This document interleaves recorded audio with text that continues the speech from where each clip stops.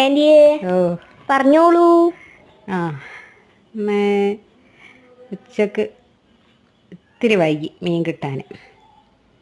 പക്ഷെ വീഡിയോ ഇടാൻ അതുകൊണ്ടല്ല വൈകിയത്, ഞാനിവിടെ ഇല്ലേനോ. ആൻറ്റി ഒരു സ്ഥലം വരെ പോയതാണ്. ഇപ്പം എത്തിയിട്ടുള്ളൂ. ഇപ്പം ഒന്ന് മത്തി മാങ്ങയിട്ട് കറി വെച്ചതാണ്. വലിയ കഷ്ണം അല്ലേ? തേങ്ങ അരച്ച് കറി വെച്ച്.